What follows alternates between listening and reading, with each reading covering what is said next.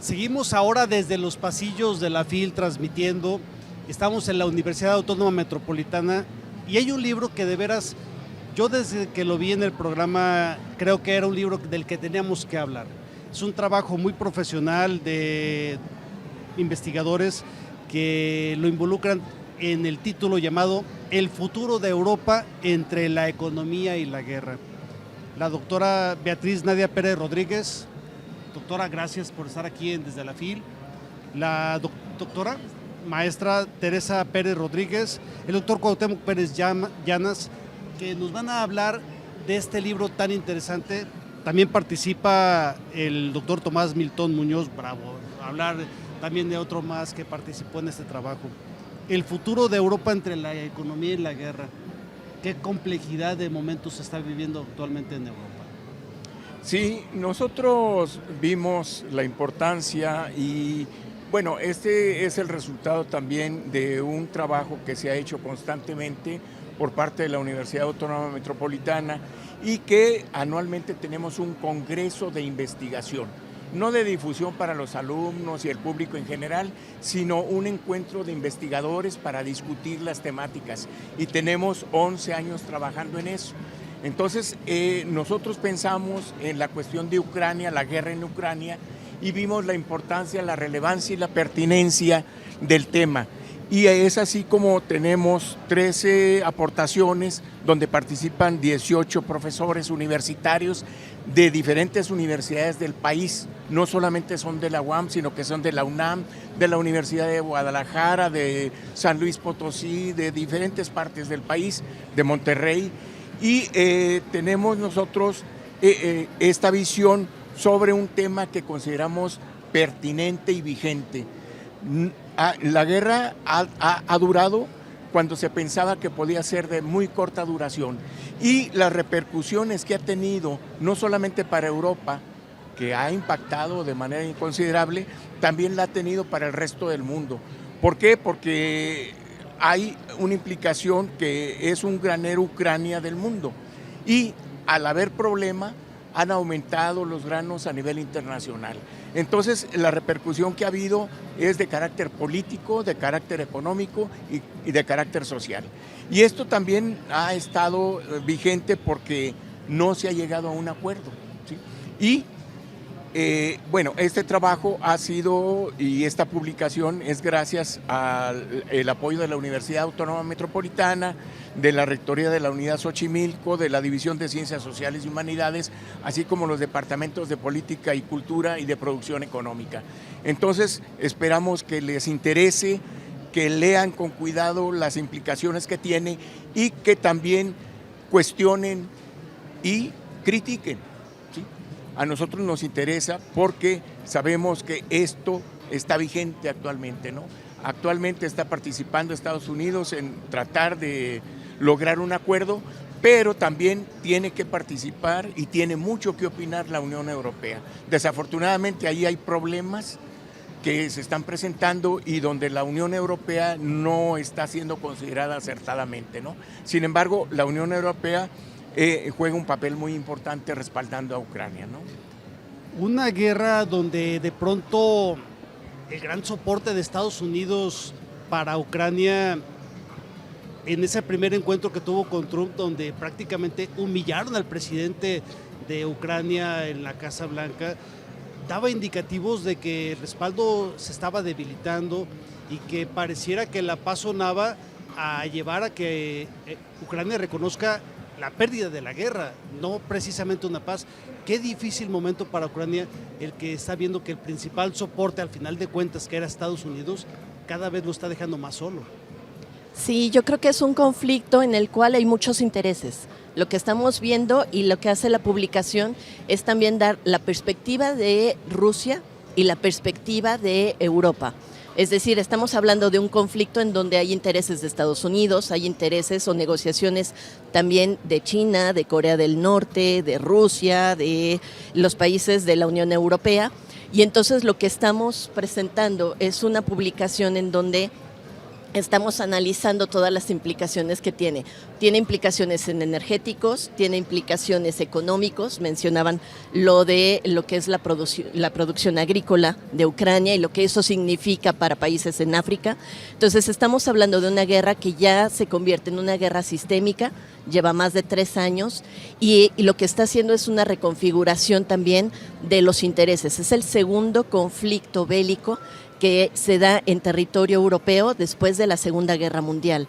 Entonces, lo que está haciendo es replantear estas condiciones. Sí tiene el apoyo de Estados Unidos y sí hay una negociación complicada con Donald Trump, principalmente en temas de lo que es la parte de la inteligencia para poder saber dónde vienen los ataques y cómo poder contrarrestarlos, que eso es lo que le da Estados Unidos a Ucrania, pero también la Unión Europea, por primera vez, un proceso de integración que se hizo para la paz después de la Segunda Guerra Mundial, está mandando material letal para apoyar a Ucrania. Entonces también tiene mucho la ayuda de los europeos y es algo que se plantea en la publicación, todas las estrategias que hay e incluso la ayuda en las perspectivas sociales.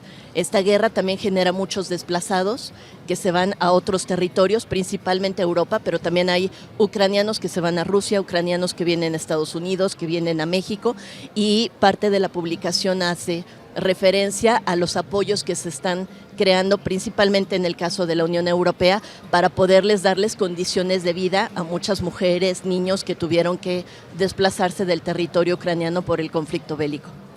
Se festejó que desapareciera la Unión Soviética. Se forman dentro de esa nueva integración de Europa y de Asia muchos países, o se recuperan muchos países que en su momento fueron incorporados a la Unión Soviética. Ucrania fue uno de ellos, pero Rusia, por la riqueza precisamente de Ucrania, nunca estuvo satisfecha con que se le reconociera esa independencia. Y decía Vladimir Zelensky que la guerra tiene 3 años, pero el hostigamiento de Rusia ha sido constante a partir de que se le reconoció como un país, por esa riqueza en la que nunca Rusia quiso aceptar esa independencia, nunca la pudo tolerar. En este sentido es muy importante recordar que Rusia, la Unión Soviética fue una gran potencia y la desintegración de la Unión Soviética fue muy traumática, podemos decirlo así, para los rusos y obviamente la llegada de Putin presenta nuevamente este reposicionamiento de Rusia como potencia mundial. Si vemos las cifras económicas de Rusia, ahí lo podemos cuestionar, tiene más o menos el mismo nivel de la economía mexicana, lo cual ya nos dice mucho. Sin embargo, políticamente Rusia tiene una presencia muy importante en el mundo. Geopolíticamente también tiene condiciones muy particulares. Entonces, en este sentido, la protección de su área de influencia primero y lo que es este colchón ante Occidente, lo que serían estos países, Georgia, las exrepúblicas soviéticas, considero que en este sentido es donde Rusia está incidiendo en recuperar toda esta región como su zona de influencia. Ahora, en el libro, regresando al libro, algo que es muy valioso es que se plantean 2 perspectivas de la problemática de esta guerra. Precisamente desde la mirada desde Occidente, desde la Unión Europea, pero también tenemos artículos que me parece que es una gran riqueza desde la perspectiva rusa. ¿Cuáles son las incidencias de esta guerra o los efectos de esta guerra para Rusia y el posicionamiento de Rusia? Entonces, en este sentido, creo que el libro trata de plantear ambas posturas para que sea el lector quien haga su propio análisis. Entonces, por eso creo que este libro puede ser de mucha aportación en este sentido. Y vemos acuerdos de pronto donde el presidente Trump casi ordenando a Ucrania que acepte el acuerdo de paz, un acuerdo de paz que definitivamente es reconocer que perdió la guerra. ¿Por qué? Porque le está diciendo el acuerdo de paz, entregas los territorios que tiene ya ocupados y inclusive algunos otros más que todavía no tiene ocupados la Unión Rusia. Entonces, qué difícil momento para Ucrania, pero para Europa también. Europa tiene una historia donde, recordemos cómo inicia la Segunda Guerra, la invasión a Polonia, donde parecía que todo terminaba ahí y no era ese el motivo. Europa tiene memoria y sabe que reconocer que Ucrania pierda territorios es dar pauta para que en unos años más sucedan más. Es la gravedad de un acuerdo de paz que no deja satisfechos prácticamente a nadie del continente europeo. Y otra cuestión importante que Europa está viendo como una posibilidad, la guerra. La tiene muy cerca, ya lo mencionaban, es un conflicto muy, muy grande y que donde sí se plantea la posibilidad de guerra. Y en efecto, Trump es un presidente muy particular, pero sobre todo el que le estén haciendo a un lado el hecho de no considerarla en la toma de decisiones, creo que sí es una gran afectación en el posicionamiento político de Europa. Creo que esto es un error porque finalmente hay una posibilidad de guerra en ese sentido, ¿no? Y Europa tiene una participación marginal porque al final Ucrania no forma parte de la OTAN y eso limita a una participación con apoyo bélico. Hay apoyo financiero, pero al final de cuentas se quedó claro que ha sido muy limitado para poder proteger básicamente una Ucrania que hoy día está devastada.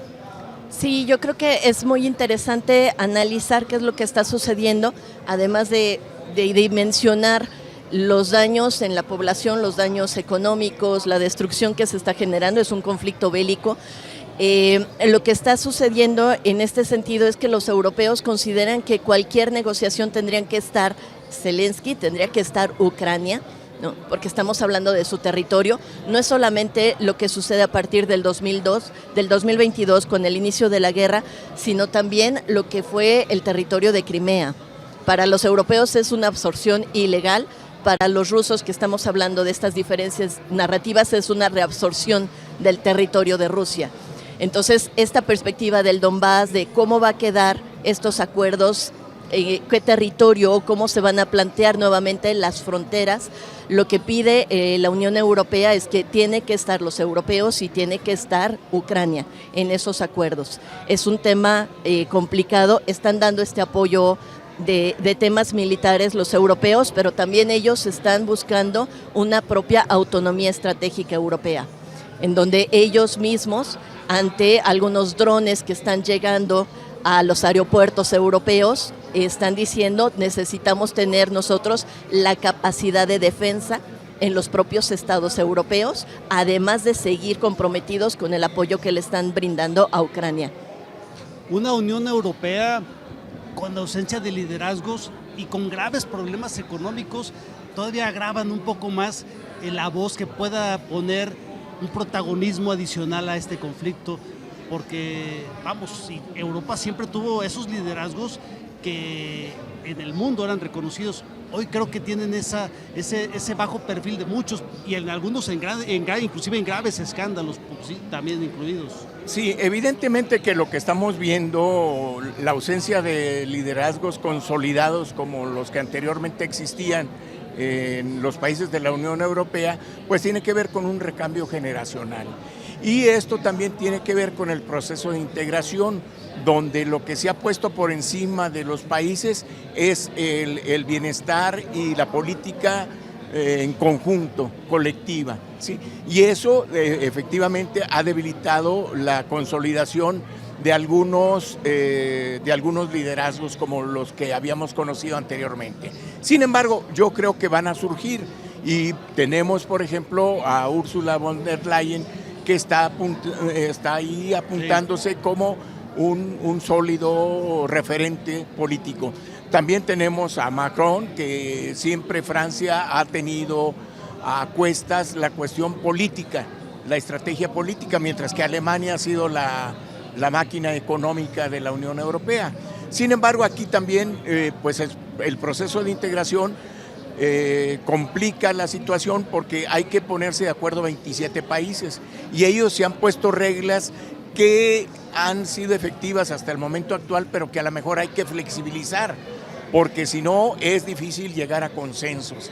Y ellos, como están en un proyecto por la paz, entonces también en los acuerdos tiene que ser una cuestión de consenso casi unánime. Y lograr la unanimidad cuando en los países se dan diferentes posiciones políticas, pues complica toda la situación, ¿no? Pero esto también complica el apoyo que se le está dando a Ucrania. Sin embargo, también, como decía quien me antecedió en la palabra, pues Europa está pensando en que tiene que prepararse y que tiene que lograr una autosuficiencia para poder enfrentar en un momento dado una guerra, ¿sí? Y no es que quiera la guerra, ellos quieren la paz, pero hay que prepararse para la guerra si se quiere la paz. Y aquí también, por eso están creciendo los presupuestos, o se está haciendo un esfuerzo por integrar un presupuesto a la cuestión del armamento y de la seguridad por parte de los países europeos. Tenemos conflicto allí o comentarios en España, en Francia, en Alemania, porque ya se está destinando una parte del presupuesto a la cuestión de prepararse para la guerra. Un escenario que en países de economías tan distintas, porque Europa, uno puede desde América pensar que todos son países muy bollantes. No, Europa tiene economías, Europa occidental tiene economías muy distintas, tiene dos grandes líderes económicos, Francia y Alemania, que siempre han tratado de rescatar el euro como moneda en su momento, y hoy a muchos, como España, están tratando todavía de un poco no entrar al porcentaje de apoyo a la OTAN. Ha sido una negociación compleja que sin duda enrarece más todavía la solución para poder presionar a un poder como el que Rusia está ejerciendo sobre el resto del continente. Sí, yo creo que sí hay cierta desigualdad en las economías de los países de la Unión Europea, pero evidentemente que para ingresar a la Unión Europea tienen que cumplirse ciertos requisitos, y lo que se trata es de tener al continente en paz. En el siglo pasado hubo 2 guerras de gran magnitud y todas fueron en territorio europeo. Entonces lo que están tratando de hacer los europeos es de mantener una unidad para que no se vuelva a presentar un conflicto de esta naturaleza. Ahora, esto está en un contexto donde la geopolítica se está modificando y que evidentemente pues Europa no quiere perder el papel fundamental que ha jugado siempre en la historia, ¿sí? Claro. Yo les agradezco de veras, es un trabajo, dense el tiempo de conocer, es un trabajo muy profesional, de mucha dedicación. Son 4 profesionales, pero hay muchos más involucrados, entonces búsquenlo. ¿Dónde lo pueden encontrar? Pero de pronto, bueno, muchos no tendrán la oportunidad de venir a la FIL. Creo que lo tienen en línea, inclusive dentro de la página. ¿En dónde pueden encontrarlo en línea? Sí, lo buscan como el futuro de Europa entre la economía y la guerra en UAM Xochimilco o en la UAM, y ahí pueden encontrar nuestras publicaciones. Es un colectivo que trabaja mucho estos temas, tenemos algunos otros sobre economía, algunos otros sobre política, también del proceso de integración europeo, que puede ser atractivo para todos. Entrar a la página de la Universidad Autónoma Metropolitana, hay una liga que te indica los libros que se pueden descargar, incluido está El futuro de Europa entre la economía y la guerra, y muchos otros títulos que la Universidad Autónoma Metropolitana está compartiendo con un trabajo muy profesional de una vasta red de investigadores, pero además de muchas universidades. Creo que es un conglomerado valioso que ha logrado publicaciones de mucho valor. Gracias, de veras, muy honrados en que hayan compartido desde la FIL un libro tan interesante y además tan importante. Nosotros agradecemos a Mega Noticias esta entrevista y esperamos que lean todos El futuro de Europa, porque nos afecta. Parece que no afecta a México, pero sí hay repercusiones a nivel internacional que nos llegan de cierta manera, ¿no? Sin duda. Y que pues pueden complicarse las cosas tal y como están. Ojalá y no. Todos deseamos que se logre la paz de esta guerra en Ucrania. Muchas gracias por la entrevista. A ustedes muy amables. Y seguimos desde la FIL, todavía tiene muchas cosas bien interesantes que compartir a ustedes. Volvemos.